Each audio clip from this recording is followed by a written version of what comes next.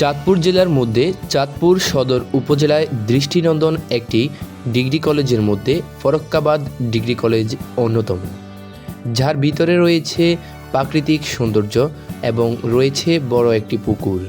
দেখতে যেমন সুন্দর, তেমনি পড়ালেখার মানও অত্যন্ত ভালো। বলছিলাম চাঁদপুর সদর উপজেলায় অবস্থিত ফরক্কাবাদ ডিগ্রি কলেজের কথা।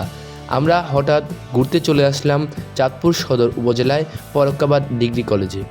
চলুন ভিতরে আমরা আপনাদেরকে পুরো ভিডিও জুড়ে দেখানোর চেষ্টা করছি।